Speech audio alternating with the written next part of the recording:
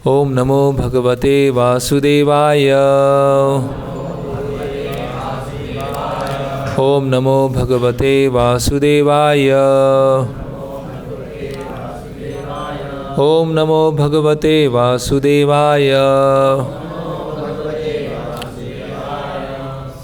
तो हम पढ़ रहे हैं श्रीमद् भागवतम स्कंद 9 अध्याय 4 दुर्वासा मुनि द्वारा अम्बरीश महाराज का अपमान। श्लोक क्रमांक 68। साधवा हृदयं मह्यं साधूनां हृदयं तु अहं मत अन्यत् ते न जानन्ति न अहं तेभ्यः मनाक अपि साधवो हृदयं मह्यं साधूनां हृदयं त्वहं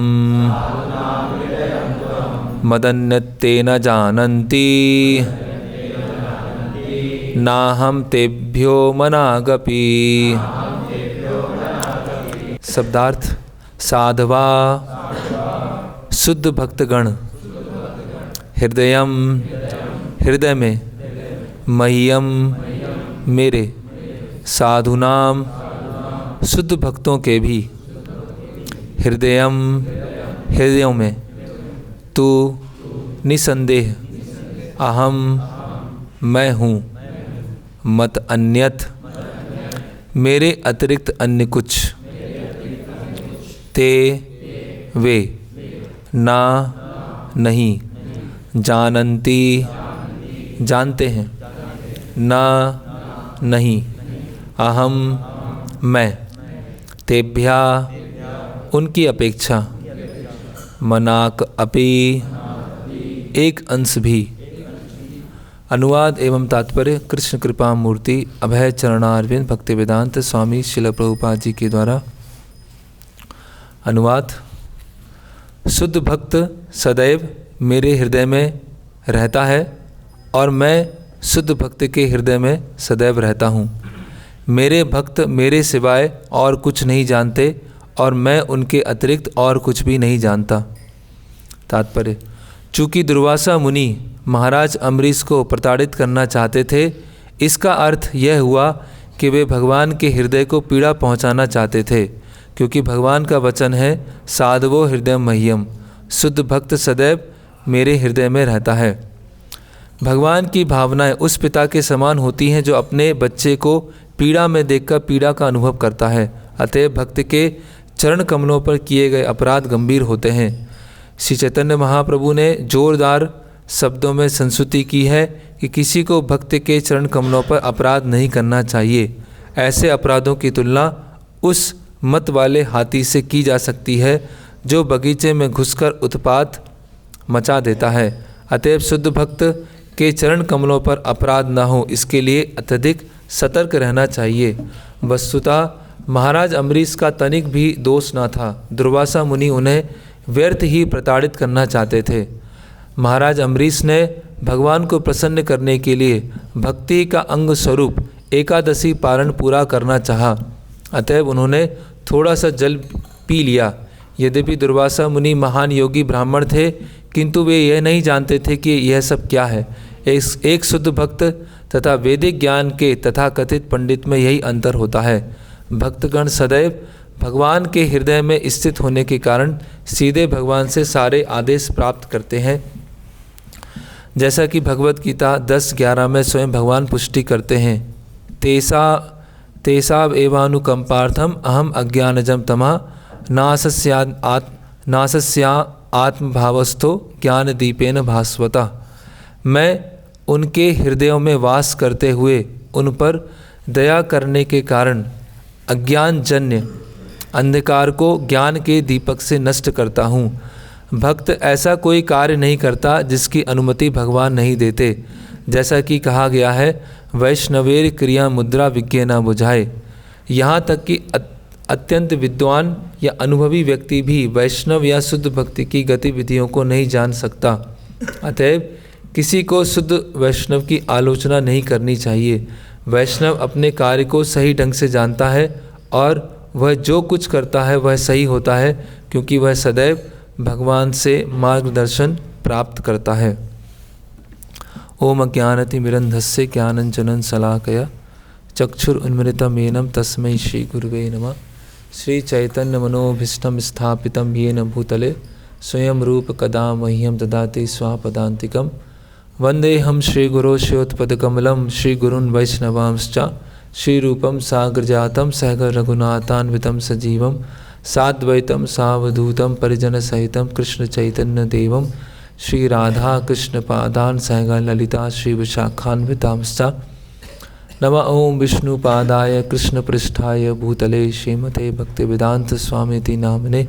नमस्ते सारस्वते देवे गौरवाणी प्रचारणे निर्विशेष शून्यवादी पाश्चात्य देशे तारणे। जय श्री कृष्ण चैतन्य प्रभु नित्यानंद श्री अद्वैत गदाधर शिवासादि गौर भक्तवृंद। हरे कृष्णा कृष्णा कृष्णा हरे हरे, हरे राम राम राम हरे हरे।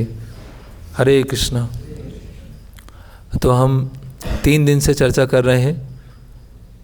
भगवान स्वयं अपने मुख से अपने भक्तों का गुणगान कर रहे हैं और भगवान का अपने भक्तों के प्रति कितना आसक्ति है, कितना स्नेह है और किस तरह से भगवान की जो कृपा है, भगवान का जो स्नेह है, भक्तों की कृपा के माध्यम से और भक्तों के स्नेह के माध्यम से इस संसार में आता है, उसके बारे में विस्तार से भगवान दुर्वासा मुनि को बता रहे हैं। कल के जो हमने श्लोक देखे थे उसका थोड़ा सा रिवीजन करते हुए फिर हम आज बढ़ेंगे।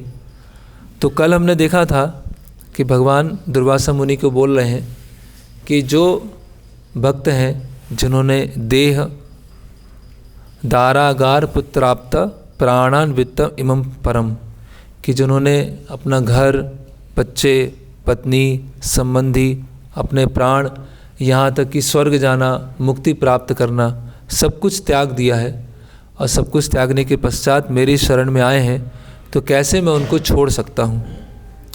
तो दुर्वासा मुनि को धीरे धीरे इस चीज़ का साक्षात्कार हो रहा है कि छोटी सी, हालांकि वो गलती भी नहीं थी, छोटी सी गलती के लिए उन्होंने इतना बड़ा दंड देने का प्रयास किया। तो दुर्वासा मुनि बोलते हैं कि भगवान आपके अंदर करुणा है ना, आपके अंदर भक्तों के प्रति प्रेम है, तो मैं ब्राह्मण हूँ तो मेरे प्रति भी करुणा आप दिखाइए। तो भगवान वहाँ बताते हैं कि आप वास्तव में ब्राह्मण नहीं हो, आप ब्रह्म बंधु हो, क्योंकि ना तो आपके अंदर सहनशीलता का गुण है, ना इंद्रिय संयम का गुण है, ना ही आपके अंदर आध्यात्मिक ज्ञान है ना। अगर आपको सहनशीलता का गुण होता तो अम्बरीश महाराज के थोड़े से ये क्रिया से आप अपमान हुआ भी नहीं है, उस अपमान को सहन कर लेते। अगर आपके अंदर इंद्रिय संयम होता तो आप क्रोध नहीं करते। अगर आपके अंदर आध्यात्मिक ज्ञान होता तो आप शरीर को बचाने के लिए सारे तीनों लोकों में दौड़ते हुए नहीं दिखाई देते। इसीलिए अगर मैंने तुम्हें माफ़ कर दिया, तुम्हें अपनी शरण में ले लिया, तो मैं अम्बरीश के साथ अन्याय करूँगा और मैं इस चीज़ को बढ़ावा दूंगा कि भविष्य में भी लोग अपराध करते रहेंगे मेरे भक्तों के प्रति, और तुम जैसे बड़े अपराधी को शरण देने के कारण बाकी लोगों को भी बढ़ावा मिलेगा कि मेरे भक्तों का अपराध करता रहे। इसीलिए तुम जैसे मूर्ख व्यक्ति को समझाने का कोई लाभ नहीं है, केवल समय का व्यर्थ है। फिर भगवान जब ये श्लोक बोलते हैं कि किस तरह से अम्बरीश ने मेरी शरण में आने के लिए सब कुछ त्याग दिया है, तुमने क्या छोड़ा है ना। तुम अपने आप को महान योगी या ब्राह्मण बोलते हो, लेकिन तुमने मेरे पास आने के लिए क्या छोड़ा है। लेकिन अम्बरीश ने सब कुछ त्याग दिया है।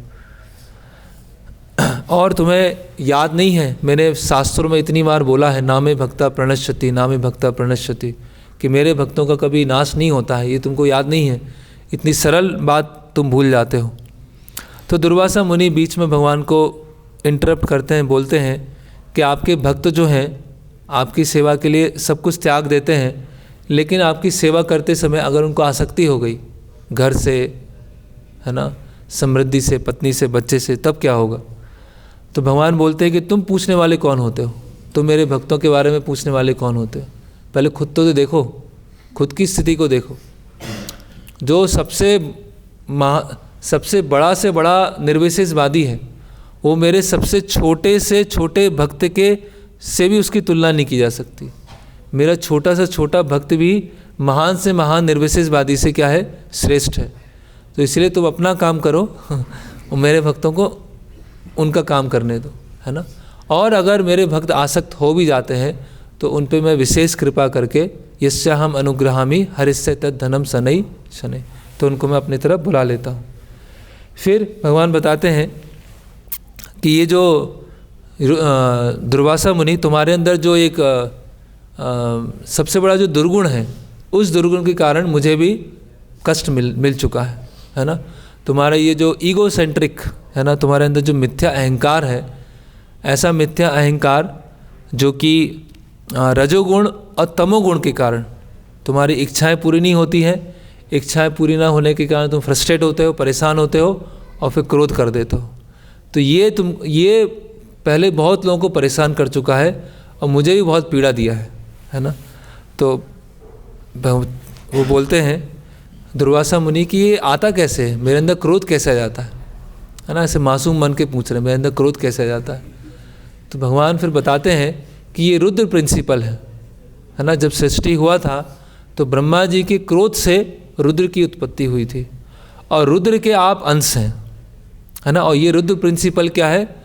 कई जगह मिलता है, जैसे आकाश में मिलता है, जल में मिलता है, अग्नि में मिलता है, सांप में मिलता है, जो जंगली खूंखार जानवर होते हैं उनमें मिलता है। तो ये रुद्र प्रिंसिपल जो है, क्रोध जो है, सृष्टि में बहुत अलग अलग जगह भाग। तो दुर्वासा मुनि बोलते हैं कि भगवान मन में सोचते हैं फिर मेरी क्या गलती है?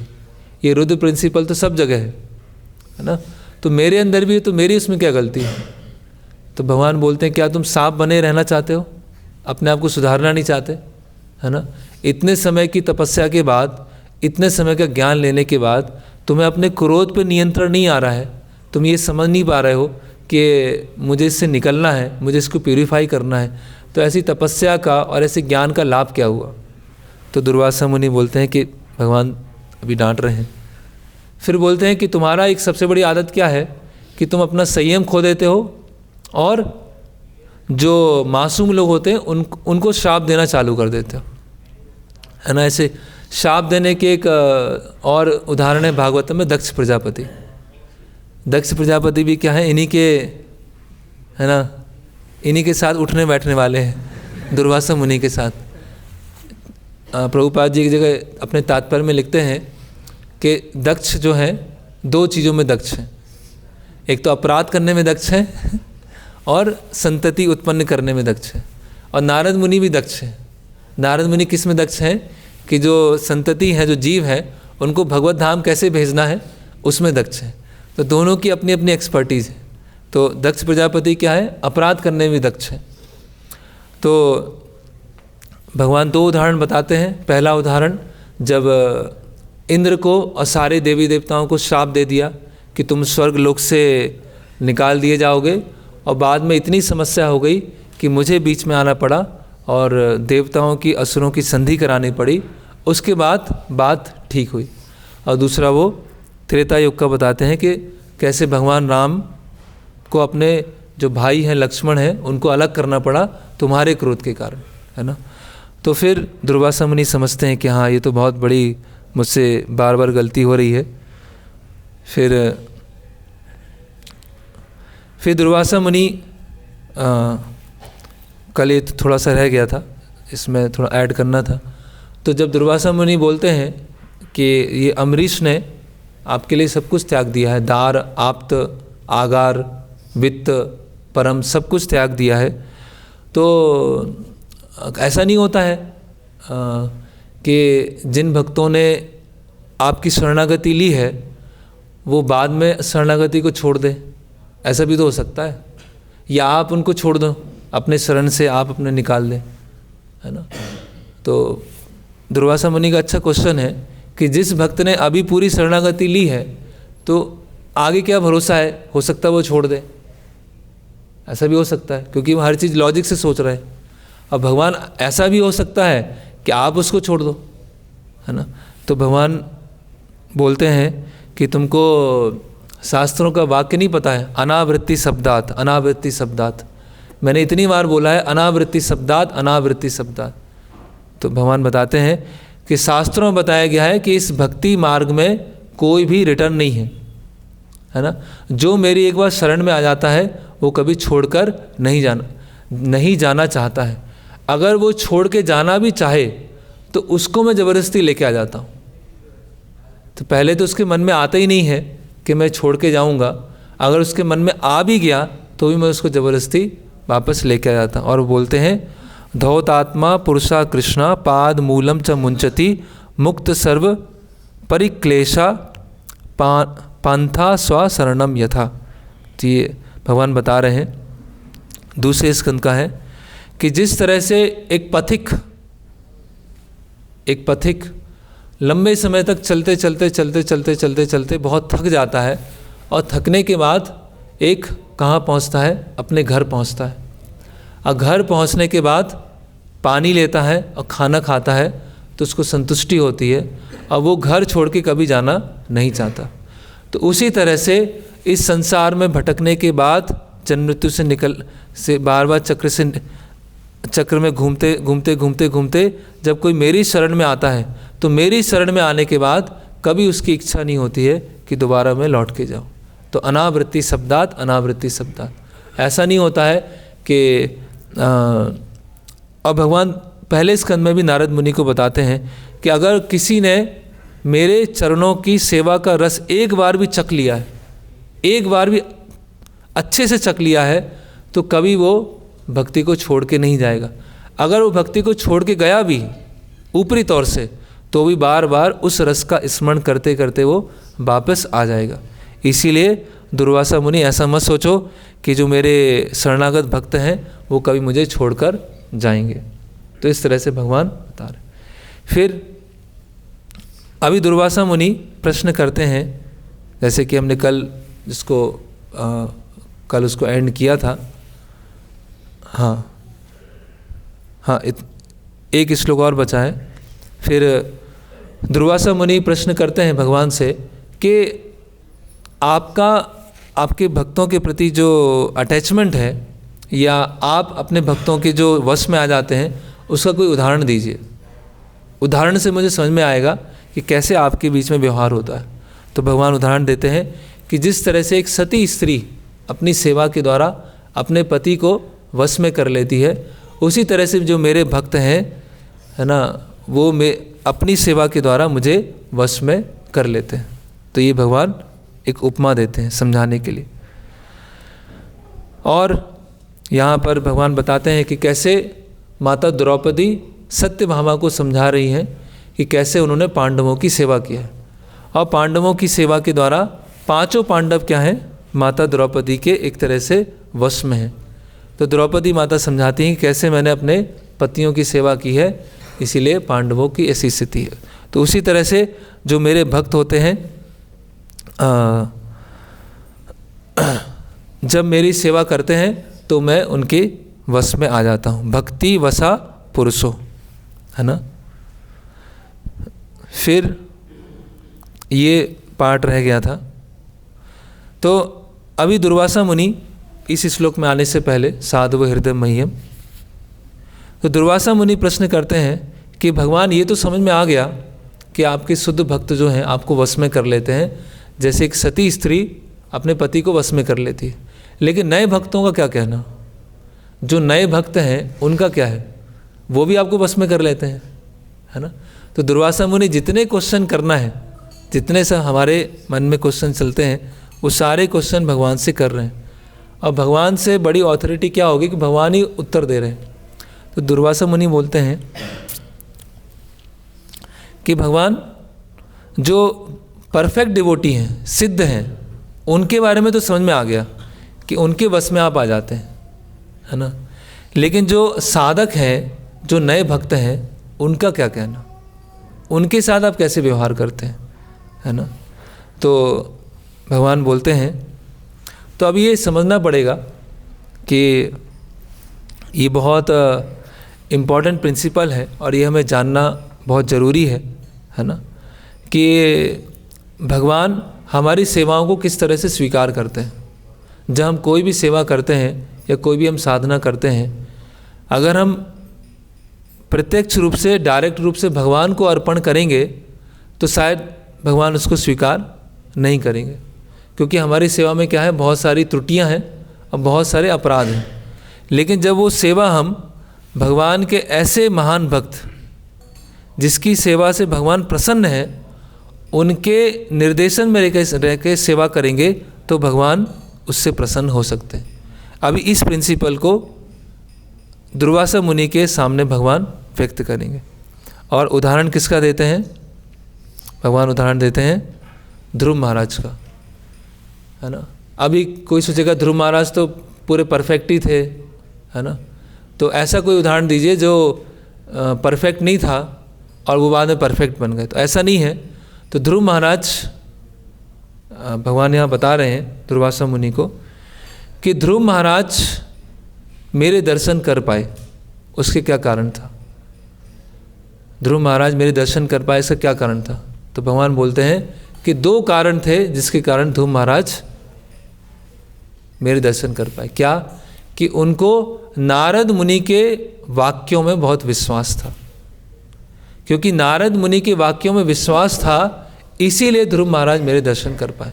नारद मुनि ने पूरी प्रोसेस बताई थी, मधुवन जाओ। अमरीश महाराज भी मधुवन में है, तो आप मधुवन जाइए, ऐसे अर्चा विग्रह की स्थापना कीजिए, मंत्रों का उच्चारण कीजिए, तपस्या कीजिए। इसके कारण मैंने ध्रुव महाराज को दर्शन दिए। तो उनकी नारद मुनि में बहुत, अभी नारद मुनि कौन है? जो शुद्ध भक्त हैं, जिनके साथ भगवान आदान प्रदान कर रहे हैं। लेकिन ध्रुव महाराज ने नारद मुनि को शब्द सा फॉलो किया, जो नारद मुनि ने बताया वो सब कुछ फॉलो किया। उसके कारण ध्रुव महाराज को क्या हुए? दर्शन हो पाए। और दूसरा कारण क्या था कि इतनी छोटी उम्र में जो ध्रुव महाराज है, उन्होंने तपस्या किया मुझे प्रसन्न करने के लिए। इसके कारण भी मैं ध्रुव महाराज के सामने आया। इसीलिए हे ब्राह्मण, ये समझ जाओ कि अष्टांग योग से, सांख्य से, अहिंसा से, वेदों के अध्ययन से, तपस्या से, त्याग से, यज्ञ से, कुएं खुदवाने से, पेड़ लगाने से, व्रत करने से, देवी देवताओं की उपासना करने से, मंत्रों का उच्चारण करने से, यहाँ तक कि तीर्थ यात्रा करने से तुम मुझे प्रसन्न नहीं कर पाओगे, जितना मेरे शुद्ध भक्तों को फॉलो करने से, शुद्ध भक्तों को प्रसन्न करने से मुझे प्रसन्न कर पाओगे। नरोत्तम दास ठाकुर तो एक जगह अपने गीत में लिखते हैं कि ये तीर्थ यात्रा में जाना, ये तो सब प्रपंच है, ये समय का व्यर्थ है। अलग अलग तीर्थों में जाना क्या है? समय का व्यर्थ। अलग अलग तीर्थों में जाके क्या होगा? अगर भगवान के भक्तों के प्रति आदर नहीं है या भगवान के भक्तों से सुनने की इच्छा नहीं है, तो ऐसे तीर्थ यात्रा में भी जाना क्या है? समय की केवल व्यर्थता है। तो ये प्रिंसिपल जो है भगवान दुर्वासा मुनि के सामने स्थापित कर रहे हैं कि बाकी चीज़ें तुम छोड़ो, जितना सब तुम यज्ञ, दान, तपस्या, अध्ययन, है ना, वेदों का मंत्र उच्चारण, वो सब छोड़ो, जो मेरे भक्त बोल रहे हैं उसको फॉलो करो, है ना। तो ये हम समझ सकते हैं कि श्रील प्रभुपाद जी ने भी ये अपने जीवन में बताया, है ना। जैसे हम देख रहे थे कि श्रील प्रभुपाद जी के कई शिष्य जो थे, जिनका कोई भी वैदिक संस्कृति से लेना देना नहीं था, कोई भी उनकी ऐसी ट्रेनिंग नहीं हुई थी। जो हम देखते हैं कि भारत में अगर कोई मुस्लिम है तो वो भी जानता है कि देवी देवता कौन है, वो भी ये जानता है देवी देवता क्या है, मंदिर में क्या होता है, बेसिक उसको ही पता है। लेकिन श्रील प्रभुपाद जी के साथ में जो वहाँ के लोग थे वो कुछ भी नहीं जानते थे, है ना। जो हम ये देख रहे हैं, जो दुर्वासा मुनि को ये सब पता है, वो कुछ भी नहीं जानते थे। लेकिन श्रील प्रभुपाद जी ने जो कहा था उसको वो शब्द सा फॉलो कर रहे थे। तो यही क्वालिफिकेशन है।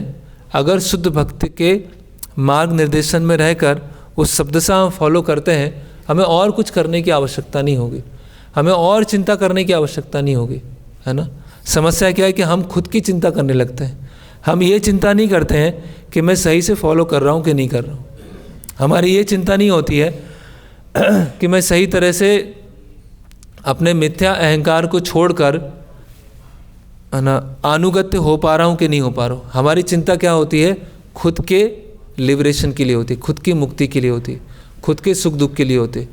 इसको पूरी तरह से अभी भगवान अगले श्लोक में समझाएंगे कि मेरे भक्तों को मुक्ति की भी परवाह नहीं होती।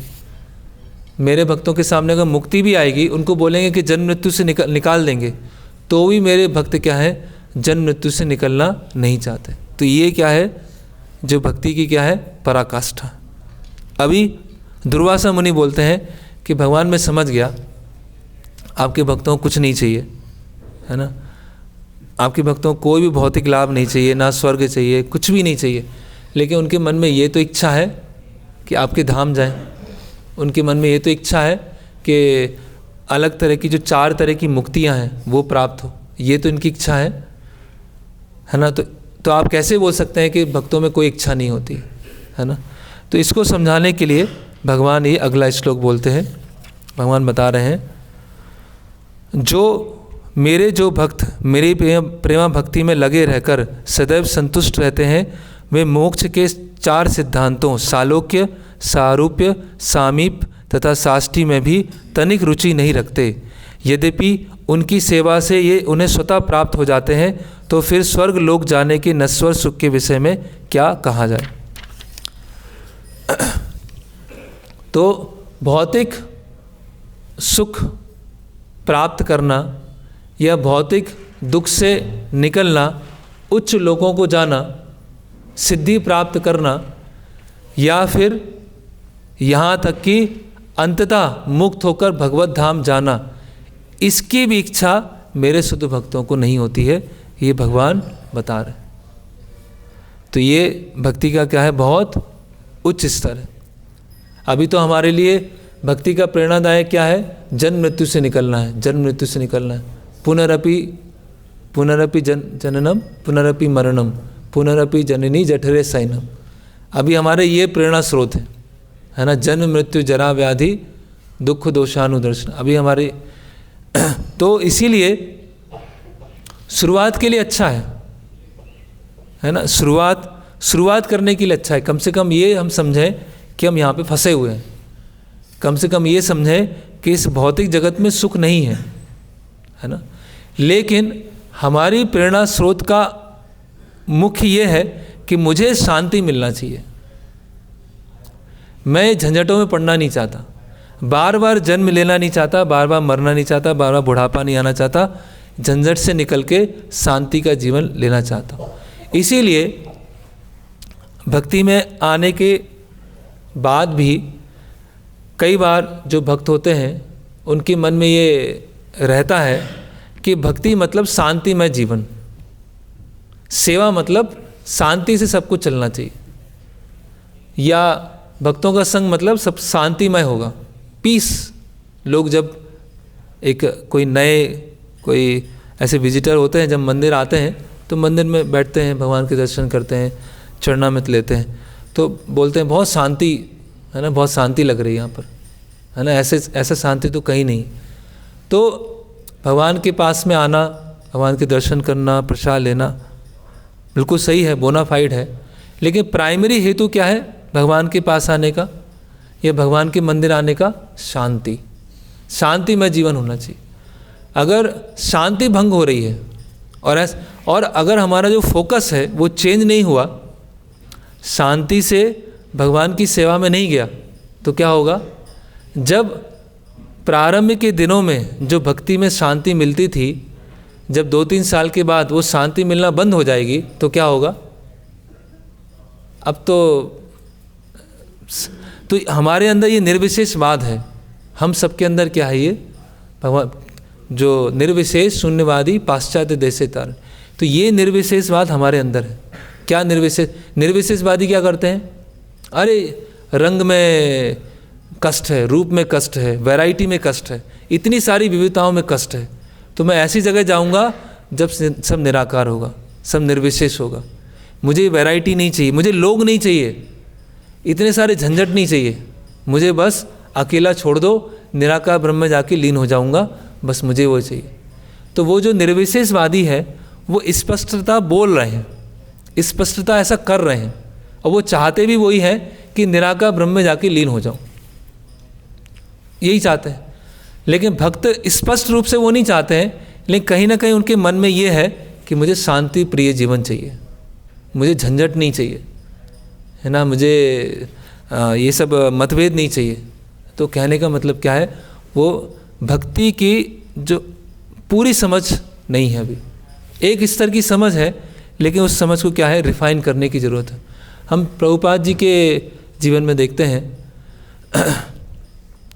जो हम देखते हैं जैसे वृंदावन मंदिर जब बन रहा था, इस बार हिज ग्रेस मुकुंद दत्त प्रभु आए थे, तो बता रहे थे इंसिडेंट, पर्सनली बताया उन्होंने, बता रहे थे कि प्रभुपाद जब वृंदावन मंदिर बना रहे थे तो वहाँ के जो आर्किटेक्ट थे सुरभि प्रभु, तो बहुत चिंता में थे, बहुत ज़्यादा चिंता में, है ना। उनका जब भी नहीं हो रहा है और कोई साधना नहीं हो रहा है, भक्तों के साथ भी कुछ मतभेद हो रहे हैं, और पूरी तरह से उन्होंने ये निर्णय ले लिया था कि मुझे अभी यहाँ से छोड़ के जाना है। लेकिन प्रभुपाद जी चाहते थे कि वो इतने दक्ष हैं कि वो ही बहुत सुंदर डिज़ाइन बना सकते हैं, तो इनको तो यहाँ रखना है। तो प्रभुपाद जी ने पर्सनली उनको किसी भी तरह से कन्विंस करके वहाँ रखा, और जब वृंदावन मंदिर का ओपनिंग होने वाला था तो प्रभुपाद जी ने उनको ओपनिंग से पहले मुंबई भेज दिया कि अभी आप जाइए जुहू मंदिर को डिज़ाइन कीजिए। मतलब ओपनिंग में भी उनको रखा नहीं वहाँ पर, प्रभुपाद चाहते थे कि ये मंदिर भी फटाफट हो। तो मुकुंद दत्त प्रभु बता रहे थे कि आगे चल के प्रभुपाद जी ने उनको संन्यास दिया और उनका पतन भी हो गया था। लेकिन प्रभुपाद जी ने कहा कि उन्होंने इतना अच्छा मंदिर का निर्माण किया है और ये मंदिर मुझे बहुत पसंद है, मतलब बहुत अच्छा मेरी प्रसन्नता के लिए कार्य किया है, तो ज़रूर वो भगवत धाम जाएगा।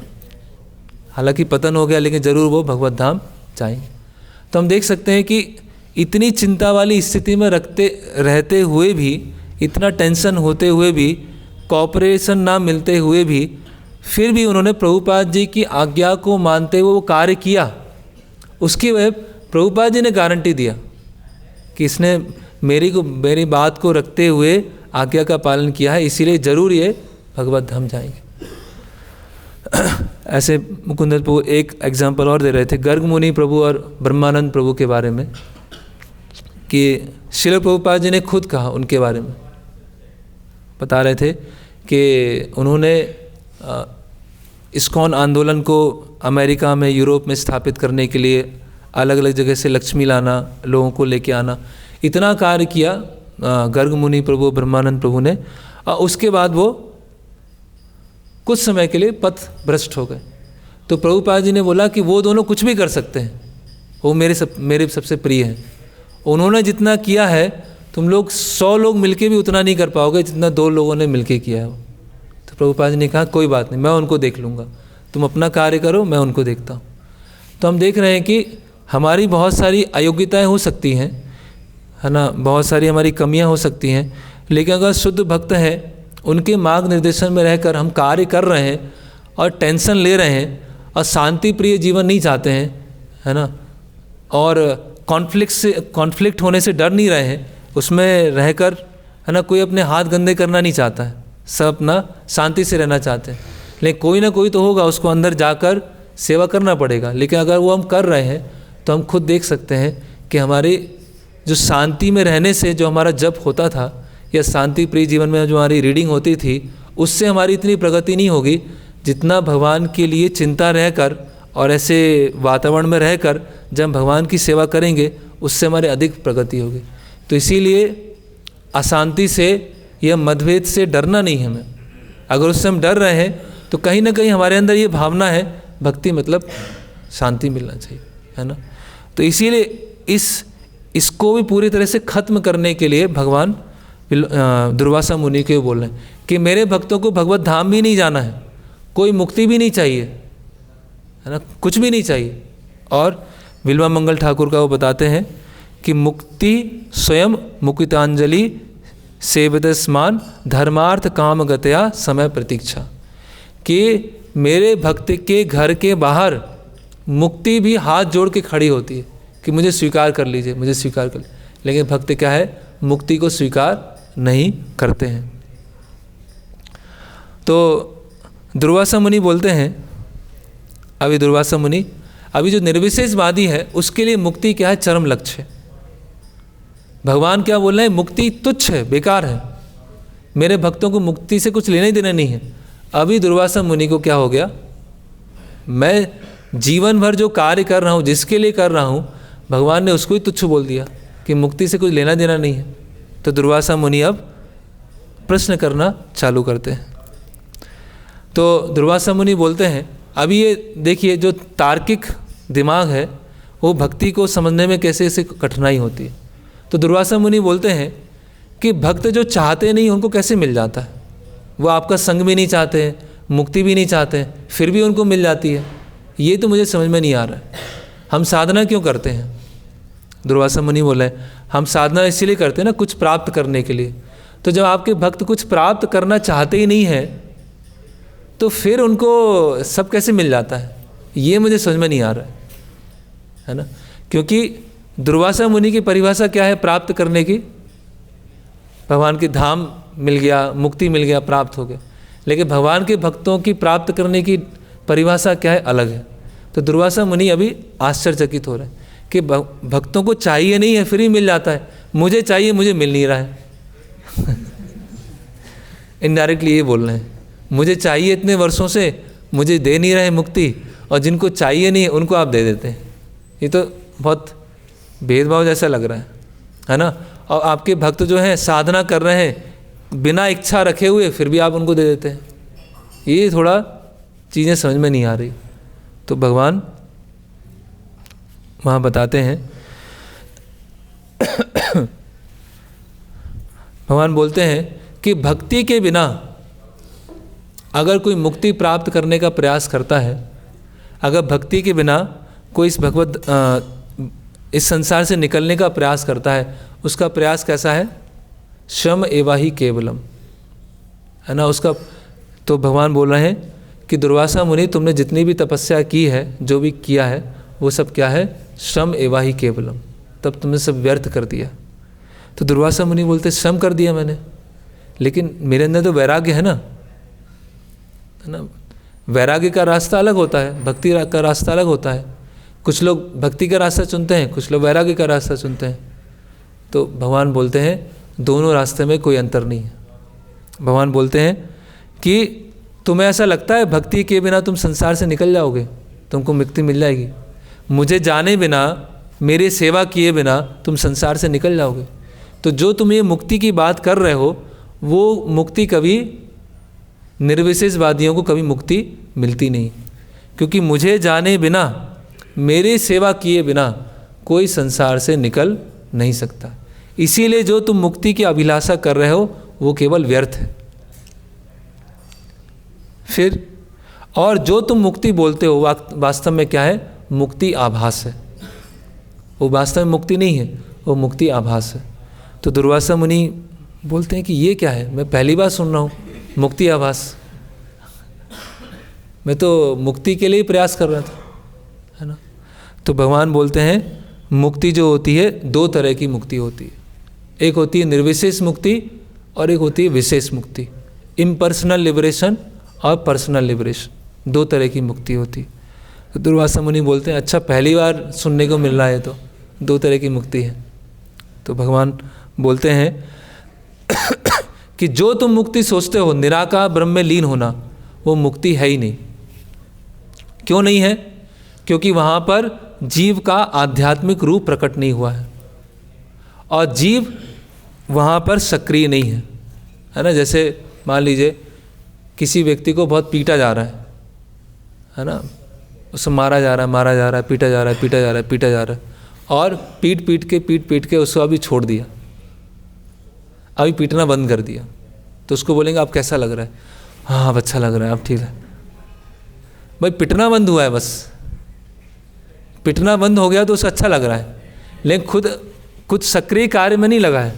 इसी तरह से जो शांति है, इस भौतिक जगत में शांति है, या भगवान की सेवा को छोड़कर जो मुक्ति प्राप्त करने की इच्छा ऐसी है कि भौतिक जगत में पिट पिट के परेशान हो गए थे, अब पिटना बंद हो गया, अब एक कोने में पड़े हुए हैं, बस कुछ कर नहीं रहे, तो ये तुम्हारी मुक्ति है, इसको मुक्ति कहेंगे।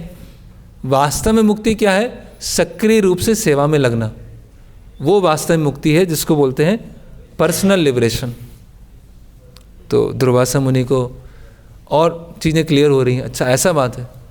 और भगवान बोलते हैं अगर तुमको वो मुक्ति मिल भी गई, तुम वहाँ से तुम्हारा पतन हो जाएगा, और पतन होकर फिर तुम समाज कल्याण कार्य में लग जाओगे, है ना। परम पदम तथा पतंती अधो, कि तुम नीचे गिरोगे और फिर समाज कल्याण कार्य में लग जाओगे। तो इस तरह से भगवान दुर्वासा मुनि को समझाते हैं। फिर दुर्वासा मुनि बोलते हैं कि भगवान ऐसा संभव है कि मृत्यु से पहले मुक्ति मिल जाए? ऐसा होता है क्या? अभी कई लोग बोलते हैं ना, मृत्यु के बाद किसने देखा, कहाँ जाएंगे? कई लोग बोलते हैं आप भगवत धाम की बात करते हैं, लेकिन मृत्यु हुई और भगवत धाम गया, किसको पता? तो दुर्वासा मुनि भी ऐसे क्वेश्चन कर रहे हैं, को पता है? अभी ऐसे क्वेश्चन हमेशा से हैं, अब सतयुग का घटना ही है। तो बोलते हैं कि मुक्ति ऐसा है कि इसी शरीर में मुक्ति मिल जाए, मृत्यु से पहले मुक्ति मिल जाए। तो भगवान बोलते हैं हाँ, ये संभव है कि मृत्यु से पहले भी मुक्ति प्राप्त हो सकती है, और इसके बारे में मैं तुम्हें नहीं बताऊंगा। इसके बारे में जाओ अमरीश से पूछो, वो तुम्हें बताएगा, तुम ये जानने योग्य ही नहीं हो, है ना। और फिर भगवान बोल रहे हैं कि ये तुम्हें जीवन मुक्त वाली जो स्थिति है, वो तो तुम उसी से सुनोगे जो स्वयं जीवन मुक्त है। उसके अमरीश के पास में जाओ, अमरीश तुम्हें समझाएगा कि मृत्यु से पहले मुक्ति कैसे प्राप्त होती है, क्योंकि वो उस स्थिति में स्थित है। फिर दुर्वासा मुनि को डाउट आता है। दुर्वासा मुनि बोलते हैं कि भक्ति क्या जरूरी है क्या मुक्ति के लिए? बिना भक्ति के मुक्ति नहीं मिल सकती क्या, है ना। मतलब भगवान की सेवा, मुक्ति मतलब क्या है? निराकार मुक्ति क्या है? मतलब हम किसी की शरण लेना नहीं चाहते। हमारी सबसे बड़ी जो बीमारी है कि हम किसी की शरण लेना नहीं चाहते हैं, वो निराकार मुक्ति में वो बीमारी रहती है। अभी अकेले पड़े हुए हैं, किसकी शरण में है? किसी की शरण में नहीं है, है ना। बस भौतिक जगत से निकल गए हैं, भौतिक जगत के दुखों से मुक्त हो गए हैं और निराकार ब्रह्म में लीन है। तो यहाँ दुर्वासा मुनि बोल रहे हैं कि भगवान भक्ति के बिना मुक्ति नहीं मिल पाएगी क्या? तो भगवान बोलते कहीं सुना है ऐसा कि भक्ति के बिना मुक्ति मिली? कहीं भी ऐसा हुआ है? भागवतम के 10 विषयों के बारे में बताओ दुर्वासा मुनि। भागवतम में कौन से 10 विषय हैं? तो दुर्वासा मुनि श्लोक बताते हैं, अत्र सर्ग विसर्गस्य पोषणम स्थानम ऊतया मन मंत्र ईशानुकथा निरोध मुक्तिर आश्रया। तो भगवान बोलते हैं पोषणम का मतलब क्या है? पोषणम मतलब क्या? पोषणम मतलब भगवान अपने भक्तों को पोषित करते हैं, भगवान अपने भक्तों को कृपा देते हैं। और मुक्ति कहाँ आ रही है? निरोध मुक्तिर आश्रया। मुक्ति है 9th स्टेप, पोषणम है 4था स्टेप। तो मेरी कृपा बिना, मुझे प्रसन्न किए बिना तुम्हें मुक्ति भी प्राप्त नहीं हो सकती है। ये श्रीमद् भागवतम में बताया गया है। फिर दुर्वासा मुनि बोलते हैं कि भगवान ये मुक्ति और भक्ति में संबंध क्या है, थोड़ा और बताइए। तो भगवान बोलते हैं कि जिस तरह से एक रानी होती है, उसके पीछे बहुत सारी सेविकाएं होती हैं, उसी तरह से भक्ति क्या है? एक रानी के समान है। और मुक्ति क्या है? सेविकाओं के समान। रानी अपनी चलती रहती है और सेविका उनकी सेवा में लगी रहती है। उसी तरह से जो मुक्ति है वो भी भक्ति की सेवा करनी चाहती है ना। इसीलिए मेरे भक्त क्या है? मुक्ति के पीछे नहीं जाते। फिर काफ़ी बहुत सारी इसमें चीज़ें हैं, क्योंकि हमें आज पूरा करना है। तो फिर दुर्वासा मुनि बोलते हैं, अगर आप ये बताइए कि कौन कौन सी मुक्तियाँ अपने भक्तों को देते हैं, कौन कौन सी मुक्तियाँ हैं जो अपने भक्तों को देते हैं। तो भगवान बोलते हैं, गजेंद्र को मैंने सारूप्य मुक्ति दिया, गजेंद्र को मेरा स्पर्श मिला और उसको सारूप्य मुक्ति मिल गई। कर्दम मुनि को मैंने सामीप्य मुक्ति दिया, और उपनिषदों को मैं सालों की मुक्ति देता हूँ, और फ्लोरिस्ट था मथुरा में, उसको मैं शास्त्री दिया। तो ऐसे अलग अलग भक्तों को मैंने मुक्ति दिया। और उन भक्तों को मैं मुक्ति क्यों प्रदान करता हूँ? क्योंकि वो उनकी सेवा के लिए अनुकूल है, उनकी सेवा के लिए ये मुक्ति अनुकूल है। मेरे पास में रहना अनुकूल है तो वो मैं सामीप्य दे देता हूँ, मेरे लोक में रहना अनुकूल है तो मैं सालोक्य दे देता हूँ, मेरे जैसे ऐश्वर्य अनुकूल है तो मैं शास्त्री दे देता हूँ। इस तरह से मैं अलग अलग मुक्ति उनको प्रदान करता हूँ। तो दुर्वासा मुनि बोलते हैं, इसमें सबसे श्रेष्ठ मुक्ति क्या है चारों में से? सालोक्य, सामीप्य, शास्त्री और सारूप्य। तो इनमें सबसे श्रेष्ठ मुक्ति क्या है? तो भगवान बोलते हैं कि तुम ये सब सुनने के योग्य नहीं हो, तुम खुद क्या कर रहे हो पहले वो देखो, फिर भी मैं बता देता हूँ कि इसमें सबसे श्रेष्ठ मुक्ति क्या है? सामीप्य, मेरे पास में रहना, लोक में रहना, मेरे जैसे ऐश्वर्य प्राप्त होना, मेरे जैसे रूप प्राप्त होना, वो वास्तव में मुक्ति नहीं है। वास्तविक मुक्ति क्या है? मेरे पास में रहना। तो जो भक्त हैं वो ये सामीप्य चाहते हैं, मेरा संग चाहते हैं। अभी यहाँ पर भगवान ने इस श्लोक को एंड कर दिया। अभी अगले श्लोक से जोड़ते हुए जो आज का श्लोक है, अभी भगवान क्या होते हैं, कुछ समय के लिए रुक जाते हैं, है ना, कुछ समय के लिए एकदम साइलेंट हो जाता है। और दुर्वासा मुनि सोचते हैं कि भगवान अभी चुप क्यों हो गए, अब आगे क्यों नहीं बोल रहे हैं, ऐसा लग रहा है कि मुझे अभी यहाँ से जाना है। और दुर्वासा मुनि सुदर्शन चक्र को देख रहे हैं कि सुदर्शन चक्र अभी तक रुका नहीं है। और भगवान क्या हो जाते हैं, शांत हो जाते हैं, चुप हो जाते हैं और बहुत आनंदित हो जाते हैं। और इतने आनंदित हो जाते हैं कि दुर्वासा मुनि पास में हैं वो ही भूल जाते हैं। तो भगवान के जो सुदर्शन चक्र हैं वो देखते हैं कि क्या हुआ भगवान को, हाँ, इतने चुप हो गए, इतने गंभीर हो गए, आनंदित हो गए। तो सुदर्शन चक्र क्या होते हैं, घूमना चालू करते हैं, धीरे धीरे आवाज़ करते हैं। और जब धीरे धीरे आवाज़ करते हैं तो भगवान क्या होते हैं, अपने एक्सटर्नल कॉन्शियसनेस में आते हैं। और भगवान बोलते हैं कि देखो दुर्वासा, हालांकि तुम ये सुनने के लिए योग्य नहीं हो, लेकिन मैं एक बात और बता रहा हूँ, एक बात और बताता हूँ, तुम सुनने के लिए योग्य नहीं हो, और इसके कारण मैं अपने भक्तों के पूरे वश में आ जाता हूँ। तो दुर्वासा मुनि बोलते हैं, क्या है ये ऐसी क्या क्वालिटीज़ है, क्या क्वालिफिकेशन है कि वो मेरे कि पूरी तरह से भगवान वश में आ जाते हैं। और इसलिए भगवान बोलते हैं साधवो हृदय मह्यम। तो भगवान बोलते हैं कि जो मेरे भक्त हैं उनकी इच्छा होती है कि सामीप्य में रह के सेवा करें, लेकिन अगर मेरी इच्छा है और उनकी सेवा के लिए अनुकूल है कि मेरे संग से दूर जाकर सेवा करें, तो वो मुझे और अधिक आनंद प्रदान करता है। वो मेरी सेवा करने के लिए मेरा संग भी छोड़ने के लिए तैयार है, मेरी इच्छा के लिए, मेरी इच्छा को रखने के लिए मेरा संग छोड़कर भी सेवा करने के लिए तैयार है। इसको बोलते हैं विप्रलंब सेवा। ये जो विप्रलंब सेवा है वो मुझे इतना आकर्षित कर लेती है जो मुझे कोई भक्त आकर्षित नहीं करता, है ना। और ये कैसा है, ये विप्रलंब सेवा कैसे है, जैसे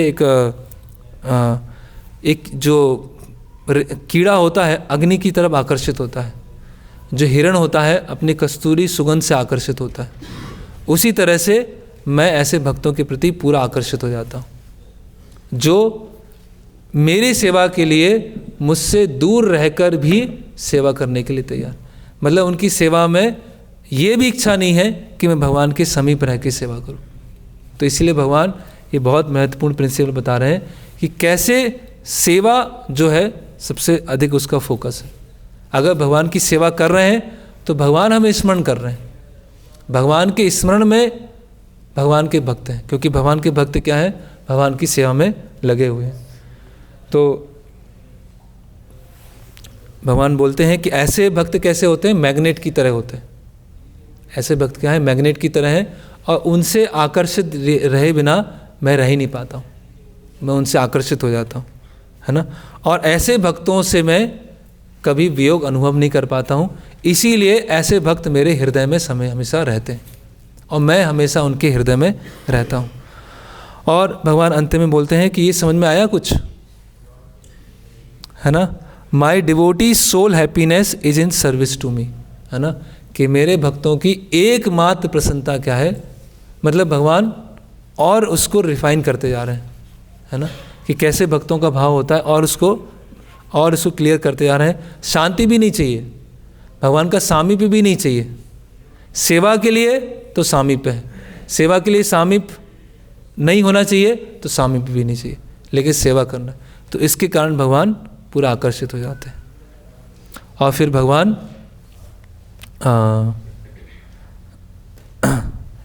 अभी भगवान जब ये बोलते हैं विप्रलंब सेवा, है ना, सर्विस इन सेपरेशन, वियोग में सेवा के बारे में बताते हैं, तो भगवान क्या हो जाते हैं, इमोशनल हो जाते हैं। और फिर भगवान फिर ये श्लोक बोलते हैं, साधवो हृदय मह्यम साधु नाम हृदय तो हम मदन तेना जानंती ना हम तेभ्यो मना कभी। तो ये कैसे भगवान के भक्त का एक दूसरे के प्रति आसक्ति है, अटैचमेंट है, उनका मनोभाव है, वो इस श्लोक को बताता है। तो ये पूरी जो बुक है उसका नाम ही है साधवो हृदय मह्यम, कि साधु मेरा क्या है, हृदय है। मेरा हृदय भी मेरा हृदय नहीं है, लेकिन जो साधु हैं वो मेरा हृदय है। तो शुद्ध भक्त सदैव मेरे हृदय में रहते हैं और मैं सदैव शुद्ध भक्तों के हृदय में रहता हूँ। मेरे हृदय में शुद्ध भक्त हैं, है ना, और शुद्ध भक्तों के हृदय में मैं हूँ। मदन्य ते न जानंती, मैं इसके अलावा और कुछ नहीं जानता हूँ, मैं शुद्ध भक्तों के अलावा कुछ नहीं जानता हूँ। ना हम तेभ्यो मना कभी, और शुद्ध भक्त मेरे अलावा कुछ नहीं जानते, है ना। मेरी पूरी दुनिया कहाँ पर है, शुद्ध भक्तों में है, और शुद्ध भक्तों की पूरी दुनिया किस में है, मुझ में है। हम दोनों की दुनिया किस में है एक दूसरे में, और हम दोनों को किसी से कुछ लेना देना नहीं है। तो ये भगवान बता रहे हैं, है ना। तो इस श्लोक को अभी हम थोड़ा डिटेल में देखते हैं। तो भगवान अभी किस किस का स्मरण कर चुके हैं, कौन कौन से शुद्ध भक्त का स्मरण कर चुके हैं अभी तक? प्रहलाद महाराज का, ध्रुव महाराज, नारद मुनि, गजेंद्र, है ना, और ब्रजवासी, है ना, माता द्रौपदी, इन सब का स्मरण करते हुए बता रहे हैं, है ना। तो भगवान के चिंतन में सबसे तीव्र जो है अभी अम्बरीश महाराज है, लेकिन सारे भक्तों को वो स्मरण कर रहे हैं, लेकिन सबसे तीव्र चिंतन किनका चल रहा है, अम्बरीश महाराज का। इसीलिए क्या बोलते हैं भगवान, साधवा, साधवा बोलते हैं, प्योर डिवोटीज। प्योर डिवोटी नहीं बोल रहे हैं, सेंट नहीं बोल रहे हैं, सेंट्स। साधवा, साधवा मतलब शुद्ध भक्त नहीं बोल रहे हैं, शुद्ध भक्त गण। तो भगवान सारे अपने भक्तों का स्मरण कर रहे हैं, ब्रजवासियों का कर रहे हैं, द्वारिका वासियों का कर रहे हैं, है ना, अयोध्या का कर रहे हैं, वैकुंठ का कर रहे हैं, और सबका स्मरण करते हुए क्या क्या श्लोक बोल रहे हैं, साधवा हृदयम मह्यम, कि ये सारे साधु जो हैं मेरे हृदय में हैं, है ना। तो दुर्वासा मुनि अभी समझ जाते हैं कि भगवान कितने महान हैं, जिनके इतने महान भक्त हैं, और भक्त कितने महान हैं, जिनके इतने महान भगवान, है ना, कि भगवान कितने महान हैं कि उनके इतने महान भक्त हैं और भक्त कितने महान हैं कि उन्होंने इतने महान, मतलब दोनों एक दूसरे से। तो और भगवान को जाने बिना, भक्तों को जाने बिना और भक्तों की शरण लिए बिना अभी मेरा कुछ नहीं हो सकता है। दुर्वासा मुनि इतना अभी यहाँ तक समझ गए हैं। तो बोलते हैं दुर्वासा मुनि बोलते हैं कि अब मैंने मुझसे जो गलती हुई, मुझसे जो अपराध हुई, उसका मैं अपराध शोधन करना चाहता हूँ, उस गलती से मैं निकलना चाहता हूँ, है ना। तो मुझे जो भी दंड देना है वो दंड मुझे आप दीजिए। तो भगवान बोलते हैं कि तुम्हें दंड मिलना चाहिए, लेकिन ठीक है, तुम ब्राह्मण कुल में आए हो, ब्राह्मण ब्रह्म बंधु हो, इसीलिए मैं तुम्हें दंड, मैं व्यक्तिगत रूप से तुम्हें दंड नहीं दूंगा, है ना। और तुम मेरे जो दर्शन कर पा रहे हो, मैं तुम्हें एक सीक्रेट बताता हूँ। अभी भगवान अपने मुख से बोलेंगे कि जो तुम मेरे दर्शन कर रहे हो, वास्तव में मेरे दर्शन नहीं कर रहे हो। भगवान बोलते हैं इमेज ऑफ माई सेल्फ, जो तुम मुझे देख पा रहे हो, वास्तव में मेरे पूरे दर्शन नहीं हैं। वो तो क्योंकि शिव जी ने बोला था इसीलिए थोड़े से दर्शन हुए हैं। और मैं तुम्हें एक सीक्रेट बता रहा हूँ कि devotees are my heart and I am the heart of my devotees, है ना। कि मैं भक्त जो है मेरा हृदय है और मैं भक्तों के हृदय में हूँ। तो तुमने अम्बरीश महाराज के साथ जो किया, तो मेरे हृदय को कितना हर्ट हुआ है वो तुम समझ नहीं सकते। कि अम्बरीश महाराज को तुमने दंड देने का जो प्रयास किया है वो अम्बरीश महाराज को नहीं किया है, मेरे हृदय को किया है ना। तो अभी दुर्वासा मुनि और चिंतित हो जाते हैं कि तो भगवान के हृदय को मैंने दुखा दिया। तो अगर भक्तों के प्रति अगर कोई अपराध करता है तो उससे क्या है, भगवान बहुत दुखी होते हैं, क्योंकि भक्त क्या है, भगवान के हृदय में है। और भगवान बोलते हैं कि तुमने मेरे प्रति अपराध किया होता तो मैं अभी तुमको क्षमा कर देता, मैं तुमको दंड देता ही नहीं, लेकिन तुमने मेरा हृदय दुखाया, तुम मेरे भक्त के प्रति अपराध किया है, इसीलिए मैं तुम्हें पनिशमेंट नहीं दूंगा। तुम्हें क्षमा मांगना है तो अम्बरीश के पास में जाओ, वो ही तुम्हें क्षमा करेगा, है ना। फिर अभी और जब वो भगवान बोलते हैं ऐसा कि तुमने मेरा दुख, दिल को, हृदय को दुखाया है, तो भगवान बोलते हैं, दुर्वासा मुनि बोलते हैं कि मैं आपसे क्षमा मांगता हूँ, मैं बहुत बहुत दुखी हूँ, है ना, मैंने ऐसा किया। तो भगवान बोलते हैं कि भक्तों का जो हृदय है वो मेरा घर है, मैं वैकुंठ में नहीं रहता हूँ, वैकुंठ में मुझे अच्छा नहीं लगता है। मैं कहाँ रहता हूँ, जो भक्तों का हृदय है, जो शुद्ध हृदय है, उसके अंदर मैं निवास करता हूँ, वो मेरा वास्तव में घर है ना। और इस तरह से मेरे भक्त जो हैं हमेशा मुझे देख पाते हैं और मैं हमेशा उनको देख पाता हूँ, हम दोनों एक दूसरे को देख पाते हैं। फिर दुर्वासा मुनि बोलते हैं कि भगवान आप बोल रहे हैं कि मैं आपके दर्शन नहीं कर रहा हूँ, केवल ये इमेज है। तो भगवान बोलते हैं कि हाँ, ये सही है, तुम्हारा जैसा अपराधी और तुम्हारा जैसा जिसका हृदय शुद्ध नहीं हुआ है वो कभी मेरे दर्शन नहीं कर पाएगा, ये केवल एक इमेज है ना। जिस तरह से असुर होते हैं, राक्षस होते हैं, जब मेरे सामने आते हैं तो वास्तव में मेरे दर्शन नहीं कर पाते, है ना, मेरी पर्सनैलिटी को समझ नहीं पाते। इसी तरह से जो तुम मेरे सामने अभी देख रहे हो वो पूरी तरह से मैंने अपने आप को प्रकट नहीं किया है। तो दुर्वासा में बोलते हैं अच्छा ऐसा है, लेकिन चलो मेरे थोड़े से दर्शन हुए हैं इसलिए तुमको मुक्ति मिल जाएगी, लेकिन भक्ति तुमको नहीं मिल पाएगी। भक्ति तुमको अम्बरीश महाराज ही देंगे, भक्ति तो मैं तुमको नहीं दे पाऊँगा, अम्बरीश महाराज ही तुमको भक्ति प्रदान करेंगे। तो भगवान बोलते हैं आगे फेमस आता है, तीर्थी कुर्वन्ति तीर्थानि स्वंतस्तेन गदा प्रदा, कि ये जो मेरे भक्त हैं अपने हृदय में मुझे धारण करते हैं, जो तीर्थ होते हैं उसको भी तीर्थ बनाते हैं और जो तीर्थ नहीं है ऐसे स्थान उसको भी तीर्थ बना देते हैं, है ना। तो मेरा जो वैकुंठ क्यों है, क्योंकि मेरे भक्त यहाँ रहते हैं। मेरे भक्त वैकुंठ बनाते नहीं हैं, मेरे भक्त वैकुंठ ही हैं, चलते फिरते वैकुंठ हैं। हाँ, तो भगवान कैसे उत्तरोत्तर धीरे धीरे धीरे अपने भक्तों का और गुणगान करते जा रहे। कहीं वैकुंठ जाने की जरूरत नहीं है, मेरे भक्तों का संग अगर मिल रहा है तो वैकुंठ ही है, वैकुंठ का संग मिल रहा है, वैकुंठ में स्थित हो। तो भगवान यहाँ तक बोल दिया कि वैकुंठ क्यों है, क्योंकि मेरे भक्त यहाँ पर, और दूसरे वैकुंठ क्यों बनते हैं, दूसरे तीर्थ क्यों बनते हैं? क्योंकि मेरे भक्त वहाँ पर विचरण करते हैं।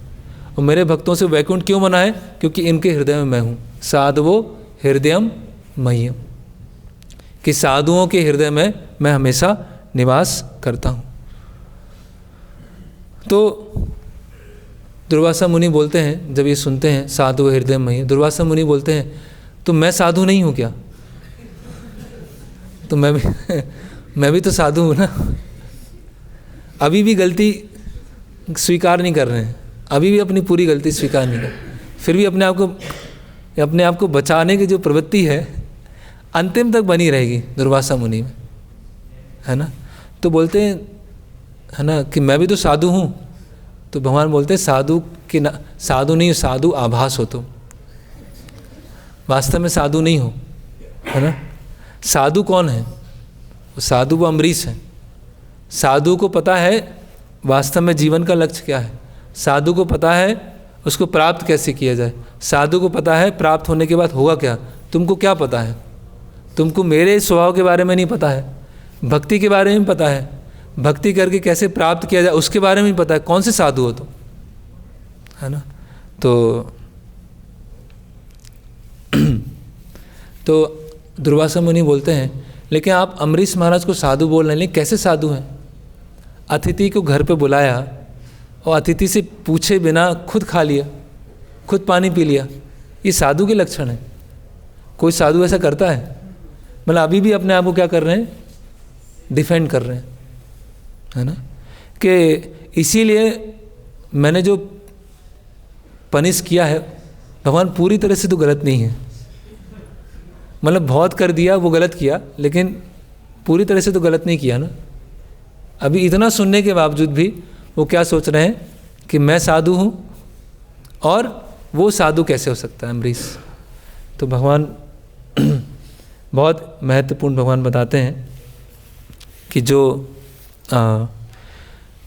एक होता है भक्ति और एक होता है धर्म। जो भक्त होता है धर्म को कभी नहीं छोड़ता है, लेकिन भक्ति पालन करने के लिए कभी ऊपरी तौर से धर्म को छोड़ना पड़े, धर्म को का उल्लंघन करना पड़े तो उसके लिए वो तैयार रहता है। इसलिए भगवान क्या बोलते हैं, सर्वधर्मान परित्यज्य माम एकम शरणम व्रज, सभी तरह के धर्मों को त्याग कर मेरी शरण में आओ। तो भगवान की शरण में आना क्या है, सबसे श्रेष्ठ धर्म है। तो सबसे श्रेष्ठ धर्म को पालन करने के लिए निचले स्तर के जो धर्म है उसको त्यागने के लिए तैयार। तो भगवान बोलते हैं कि कौन सा धर्म श्रेष्ठ है, ब्राह्मणों की सम्मान करना या एकादशी व्रत को पालन करना? बताओ दुर्वासा, कौन सा श्रेष्ठ है, ब्राह्मणों की रिस्पेक्ट करना या एकादशी व्रत को पूर्ण करना? तो दुर्वासा मुनि बोलते हैं दोनों ही इम्पोर्टेंट हैं, दोनों ही जरूरी हैं। तो भगवान बोलते दोनों में से क्या, दोनों से श्रेष्ठ क्या है ना। तो एकादशी व्रत क्यों रखा जाता है? तो दुर्वासा में बोलते हैं आपकी प्रसन्नता के लिए रखा जाता है ना। और ब्राह्मणों का सम्मान क्यों किया जाता है? क्योंकि वो शास्त्रों में, धर्म शास्त्रों में लिखा हुआ है ना। तो कौन सा मुझे अधिक प्रसन्न करता है, कौन सा मुझे डायरेक्टली प्रसन्न करता है, एकादशी व्रत या ब्राह्मणों का सम्मान? तो दुर्वासा में बोलते हैं एकादशी व्रत। तो भगवान बोलते वही तो अम्बरीश ने किया है ना। एकादशी व्रत को पूरा करने के लिए अम्बरीश ने जल लिया और जल लेकर मुझे भी प्रसन्न किया और तुम्हारा भी सम्मान किया, लेकिन तुम्हें ये समझ में नहीं आया, तुम्हें ये धर्म के नियम समझ में नहीं आए और अपने आप को साधु बोलते हो। साधु बोलते हुए तुम्हें लज्जा नहीं आती? भगवान ऐसे ही बोल रहे हैं, are you not ashamed of yourself of your ignorance, तुम इतने अज्ञानता में हो कि धर्म के तुम्हें नियम नहीं पता है। मेरा भक्त कभी धर्म के नियमों का उल्लंघन नहीं करता है, उसने एकादशी भी परफेक्टली फॉलो किया और ब्राह्मणों का सम्मान भी पूरी तरह से किया। और तुम क्या सोच रहे हो कि मेरी प्रसन्नता इतनी इम्पोर्टेंट नहीं है, ब्राह्मणों का सम्मान इम्पोर्टेंट है, एकादशी पालन करने से क्या होगा? मतलब तुम मेरी प्रसन्नता को छोड़कर अपना सुख ढूंढ रहे हो, कि मेरा सम्मान पहले होना चाहिए, भगवान की प्रसन्नता बाद में होना चाहिए। तो हम देख सकते हैं कैसे सूक्ष्म नियम है, शास्त्रों के इतने सूक्ष्म नियम है कि भगवान के भक्त क्या है, कोई भी नियम का उल्लंघन नहीं करते। लेकिन बाहर के लोग क्या हैं, वो क्या सोचते हैं कि ये जो भक्ति करने वाले हैं सब चीज़ें छोड़ देते, सारे नियमों का उल्लंघन करते हैं। तो और भगवान बोलते हैं अगर तुम्हें धर्म के नियमों को और जानना हो तो जाओ अम्बरीश के पास में जाओ, मुझे कुछ नहीं आता है, मुझे धर्म के नियम नहीं आते, मैंने जो भी सीखा है अम्बरीश से सीखा है, क्योंकि अम्बरीश के व्यवहार से मैं धर्म के नियमों को जानता हूँ, है ना। धर्म संस्थापन हेतु साधुर व्यवहार, भगवान बोलते हैं कि धर्म की स्थापना करने के लिए क्या होता है, साधुओं का व्यवहार होता है। तो धर्म क्या होता है, धर्म के नियम क्या होता है, उसको अगर मुझे जानना है, भगवान बोल रहे हैं दुर्वासा मुनि से, तो मैं अपने शुद्ध भक्तों की क्रियाओं को देखता हूँ, अपने शुद्ध भक्तों की क्रियाओं को देखता हूँ, उसके बाद मैं समझ पाता हूँ कि धर्म क्या है। तो मैं भी क्या स्टूडेंट हूँ, मैं भी सीख रहा हूँ, और तुम्हें अगर सीखना हो तो अम्बरीश महाराज के पास में जाओ। तो दुर्वासा मुनि का मुंह खुला रह जाता है, बोले भगवान क्या बोल रहे हैं। भगवान बोला कि मैं भी धर्म के नियम भक्तों से सीखता हूँ। मतलब कितना अधिक भगवान अपने भक्तों का गुणगान कर रहे हैं। फिर और हम देखते हैं श्रील प्रभुपाद की लीलाओं में भी ऐसे बहुत सारे उदाहरण आते हैं कि अपेरेंटली जो साधारण धर्म है, प्रभुपाद ने को बोला आप छोड़ दीजिए, है ना, वो पालन करने की ज़रूरत नहीं है। अगर आप भगवान की सेवा कर रहे हैं, भगवान के शरणागत हैं, तो वो सबसे बड़ा गुण है। बाकी अगर बेसिक कुछ एटिकेट्स आपको नहीं आते हैं लेकिन भगवान की सेवा कर रहे हैं, तो वो अपने आप में पूर्ण है। तो ये इस श्लोक की एक लाइन हो गई, साधवो हृदय मह्यम साधु नाम हृदय तो हम, कि साधु मेरे हृदय में है और साधुओं के हृदय में मैं हूँ। तो पहले भगवान ने बताया कि सारे भक्त मेरे हृदय में हैं, और फिर भगवान ने बताया कि मैं भक्तों के हृदय में हूँ, इसलिए भक्त के यहाँ चलते फिरते वैकुंठ है। अभी जो दूसरी लाइन है उस पर और चर्चा करते हैं। तो दुर्वासा मुनि बोलते हैं कि मैंने अपने आप को साधु समझा, अम्बरीश महाराज के प्रति अपराध किया, भगवान को का हृदय दुखाया, अब तो ऐसा है कि अब तो सुदर्शन चक्र मुझे मार ही देंगे, और सुदर्शन चक्र वहाँ पर अभी घूम ही रहे। तो दुर्वासा मुनि बोलते हैं कि भगवान अब तो मेरा मरना तय है, अब तो कुछ हो नहीं पाएगा और सुदर्शन चक्र मुझे मार देगा, तो जब मैं मरूंगा, मेरी मृत्यु होगी, तो आपको दुख होगा, आपको दुख होगा इसका, आपको परेशानी होगी इसके, है ना, कि क्योंकि आप तो सबसे प्रेम करते हैं, है ना, मैं भी आपका अंश हूँ, अगर ऐसा मेरे साथ में होगा आपको दुख होगा। तो भगवान क्या बोलते हैं, मदद न तेना जानंती, मैं और कुछ नहीं जानता, मैं शुद्ध भक्तों के अलावा कुछ नहीं जानता, मैं इस भौतिक जगत के जीवों के सुख दुख से मेरा कोई लेना देना नहीं है, और ना हम तेभ्यो मना, और मेरे शुद्ध भक्त भी क्या है, और कुछ नहीं जानते। मैं उनको जानता हूँ, वो मुझे जानते हैं, उसके अलावा और कुछ मुझे कुछ भी नहीं पता है। संसार में जीवों को सुख दुख से वो परेशान होते हैं, उससे मेरा कुछ भी लेना देना नहीं है, ये भगवान बोलते हैं। तो दुर्वासा मुनि बोलते हैं आपको किसी की भी परवाह नहीं, आप किसी की केयर नहीं करते, आप बद्ध जीवों की कोई केयर नहीं है। तो भगवान बोलते हैं कि मुझे परवाह है, मैं बद्ध जीव की भी केयर करता हूँ, बद्ध जीवों के सुख दुख से मेरा कोई लेना देना नहीं है, लेकिन मैं इस तरह से केयर करता हूँ कि मैं इस तरह से दुखी होता हूँ कि ये मेरी सेवा को भूलकर मेरा सेवा किए बिना भौतिक जगत में परेशान है। उनका जो टेम्परेरी सुख दुख है उससे मुझे कुछ लेना देना नहीं है, लेकिन वास्तव में उनका जो दुख है उसकी वजह से मैं परेशान हूँ, क्योंकि वो भौतिक जगत में है और भौतिक जगत में रहकर ऐसे ही रहने वाले हैं, है ना। भगवान क्या बोलते हैं, I feel sorry for your plight despite everything I wish you well, है ना। और मुझे बहुत करुणा है कि बद्ध जीव भौतिक जगत में सड़ रहे हैं, लेकिन जो उनके टेम्परेरी सुख दुख हैं उससे मुझे कुछ लेना देना नहीं, क्योंकि वो, है ना, अभी कोई व्यक्ति जेल में है, जेल में किसी को डाल दिया और जेल में डंडे पड़ रहे हैं, है ना, जेल में पत्थर उठाना पड़ रहा है, बहुत सारे मेहनत करना पड़ रहा है, तो कोई व्यक्ति सोचे यार इतना बड़ा डंडा पड़ा है, इसे छोटा पड़ना चाहिए था, इतना बड़ा पत्थर उठवाया, पत्थर छोटा होता तो ठीक रहता। वो व्यक्ति क्या सोचेगा, भाई ये जेल गया क्यों, इसको जेल से निकाले कैसे, वो ये सोचेगा ना। वो ये नहीं सोचेगा कि इसका पत्थर बड़े से छोटा हो जाए, जो उसको मारने वाला जो बेत है वो इतना बड़ा नहीं हो, छोटा, वो ये नहीं सोचेगा। तो भगवान को बद्ध जीवों के सुख दुख से कोई लेना देना नहीं। भगवान को उनका जो अल्टीमेट दुख है, जो जीव जो है भगवान से दूर है, उसके बारे में चिंतित है। और भगवान क्या बोलते हैं, I miss their loving service, I miss yours, कि मैं तुम्हें ही मिस करता हूँ दुर्वासा मुनि, तुम्हें मुझे छोड़ के गए हैं, मैं तुम्हारी परवाह करता हूँ। तुम्हारे ये अलग अलग जन्म हो रहे हैं, अलग अलग मृत्यु हो रही है, इससे मुझे कुछ लेना देना नहीं है। तुम मुझे जो छोड़ के गए हो उससे मैं बहुत दुखी हूँ, है ना। तो दुर्वासा मुनि बोलते हैं, बोल रहे हैं कि जब दुर्वासा मुनि ने भगवान के अंतिम शब्द सुने, I miss their loving service, I miss yours, तो दुर्वासा मुनि बोलते हैं अभी कुछ होप बची है भगवान मेरे लिए भी चिंतित है। भगवान के हृदय में उनको सिद्ध भक्त हैं, लेकिन बाकी के लिए भी भगवान चिंतित है। तो हम समझ सकते हैं कि ये भक्ति कितनी डायनेमिक है, ऐसा रूखा सूखा नहीं है। भगवान कितना अलग अलग चीज़ों को बता रहे हैं। भगवान बद्ध जीवों के लिए भी चिंतित हैं।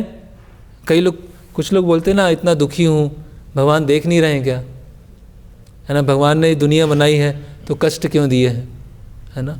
भगवान सब देख रहे हैं, लेकिन भगवान को हमारे ये टेम्परेरी सिचुएशन से कुछ लेना देना नहीं है। भगवान तो हमें जो नित्य आनंद है वो प्रदान कराना चाहते हैं। और फिर भगवान क्या बोलते हैं अंतिम में, अम्बरीश महाराज के विचार में मैं हमेशा रहता हूँ और मेरे विचार में अम्बरीश महाराज हमेशा रहते हैं। हम दोनों में कोई अंतर नहीं है। हम दोनों कैसे हैं, दो शरीर हैं और एक हृदय है। We are like two bodies with one heart, है ना, कि मैं और अम्बरीश कैसे हूँ, हम शरीर तो दो हैं लेकिन हम लोग का हृदय एक ही है ना। और मैं अम्बरीश के अलावा कुछ नहीं जानता हूँ, और अम्बरीश मेरे अलावा कुछ नहीं जानता हूँ। और मैं तुमसे बातचीत तो कर रहा हूँ अभी इतनी देर से, लेकिन मेरा हृदय तो अम्बरीश के बारे में ही सोच रहा है। भगवान इस तरह से बताते हैं। तो फिर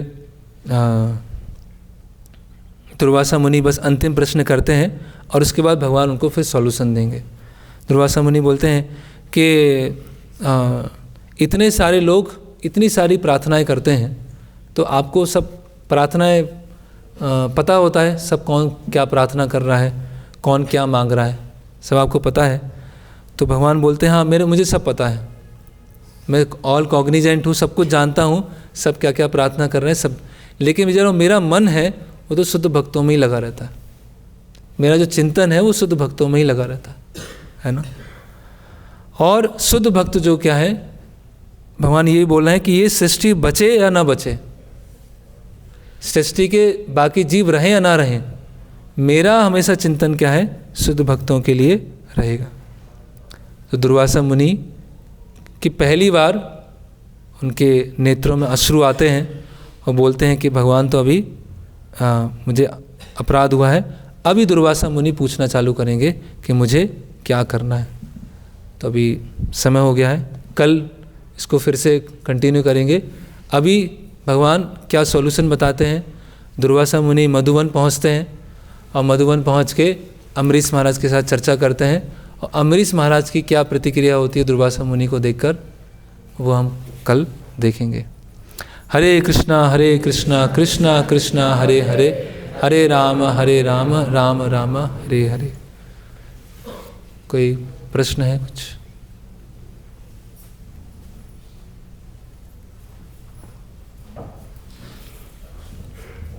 हरे कृष्ण।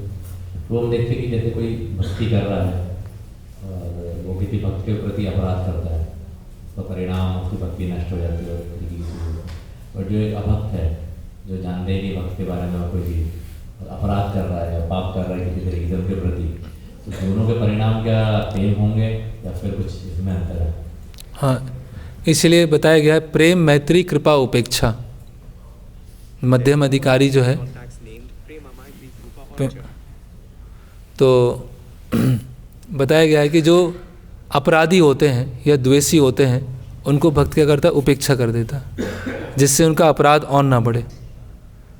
कुछ लोग इनोसेंट होंगे, उनको पता नहीं है, अज्ञान है, उनको बताया जाएगा तो समझ जाएंगे, अपने अपराध को स्वीकार कर लेंगे और भगवान के अपराध को काउंट नहीं करेंगे। लेकिन जो द्वेषी प्रवृत्ति के लोग हैं, जो सुनने के बावजूद भी अपराध कर रहे हैं, तो उनका अपराध और ना बढ़े उसके लिए क्या है, उपेक्षा। उनसे फिर लेना देना नहीं है, नेग्लेक्ट। तो इस तरह से उनके भले के बारे में सोचा जा सकता है। लेकिन अगर उनको पता नहीं है और भक्तों के प्रति अपराध कर रहे हैं तो अपराध तो लगेगा,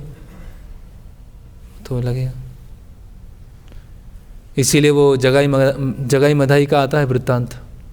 तो जगाई मधाई जो थे उन्होंने बहुत सारे वैष्णव के प्रति अपराध किया, अंततः नित्यानंद प्रभु के प्रति अपराध हुआ। तो जब चैतन्य महाप्रभु की कृपा से और नित्यानंद प्रभु की कृपा से जगाई मधाई को समझ में आया तो फिर वो जगाई मधाई बोलते हैं कि अभी हमें क्या करना चाहिए, हमने तो इतने अपराध किए, हमको पता ही नहीं किस किस का अपराध किया, किस किस से क्षमा मांगेंगे। तो नित्यानंद प्रभु क्या बोलते हैं कि गंगा घाट जाइए, वहाँ पर अपने हाथों से घाट को साफ कीजिए, क्योंकि वहाँ पर रोज़ वैष्णव आते हैं स्नान करने के लिए। तो इस तरह से अपने हाथों से आप घाट को साफ करेंगे तो जो भी वैष्णव आएगा उनकी सेवा हो जाएगी। तो इसीलिए कोई अपराध हुआ है, हमें पता नहीं है, तो भक्तों की सेवा करें, प्रसाद वितरण करें, है ना। कुछ भी कहीं ना कहीं से कुछ उपाय निकालें जिससे हम भक्तों की सेवा कर पाएँ। अगर उनको पता भी नहीं है कि अपराध हुआ है कि नहीं हुआ है, अलग अलग तरह से भक्तों की सेवा करें।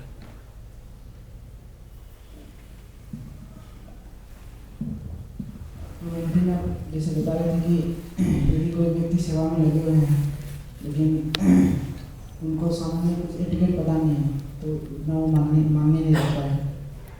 लेकिन तो इससे कोई ऐसे प्रश्न कर सकते हैं कि हम सेवा में हैं लेकिन तो एटिकेट को ध्यान दिया नहीं जाएगा उस प्रकार, तो उसको किस प्रकार ले सकते हैं? क्योंकि वैष्णव एटिकेट भी हम देखते हैं कि अलग अलग बहुत सारा इसमें नहीं, वो छोटा सा भाग है जो साधवा साधु भूषणम, ऐसे तीसरे स्कंद में बताया गया है कि जो साधु हैं, भक्त हैं, उनमें अपने आप ही सदाचार के गुण होते हैं। ये उस एक्सट्रीम में बताया गया है कि अगर कोई भक्त है, शुरुआत की अवस्था में है, भक्ति में सिंसियरली लगा हुआ है और कुछ चीज़ें अगर उसको सदाचार की नहीं पता है तो भी इतनी समस्या नहीं है, वो समय के साथ सीख जाएगा। उस परिप्रेक्ष्य में बताया गया। इसका मतलब ये नहीं है कि उस सेंटेंस को यूज करके मैं तो भक्ति हूँ, अगर मैं सदाचार के नियम का पालन नहीं कर रहा हूँ तो कोई बात नहीं, शास्त्रों में तो लिखा ही हुआ है कि कोई अगर नियमों को पालन नहीं करे, धर्म के नियमों का पालन नहीं करे, भक्ति कर रहा है तो कोई बात नहीं। वो उसके लिए नहीं है, वो जो दूसरे लोग हैं वो कैसे देखें उनके लिए। हम अपने फ़ायदे के लिए शास्त्रों को उठा लेते हैं, ये उनके लिए कि उनका दृष्टिकोण क्या, ऐसे भक्तों के प्रति क्या दृष्टिकोण होना चाहिए।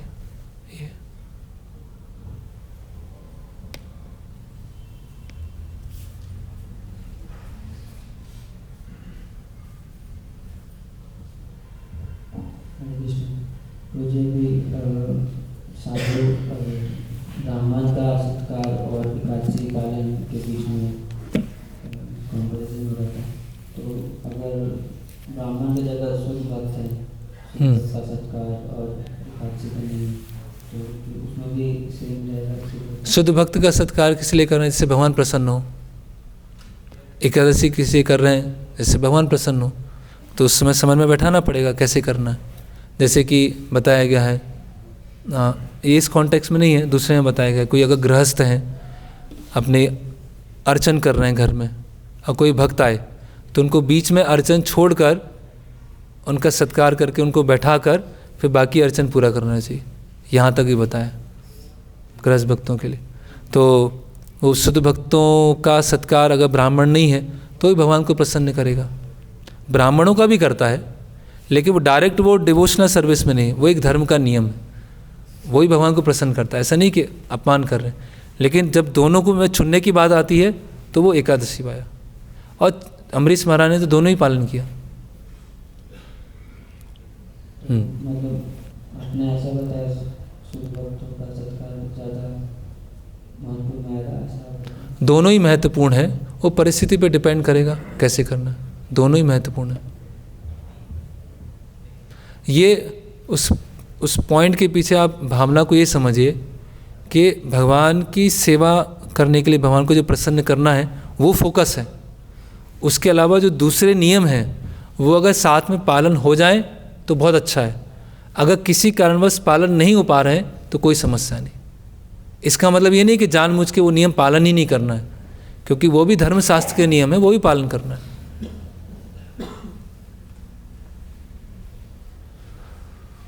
ओके, हरे कृष्णा। शिल प्रभुपाद की जय, श्रीमद् भागवतम की जय, अम्बरीश महाराज की जय, भक्त वत्सल भगवान श्री कृष्ण की जय।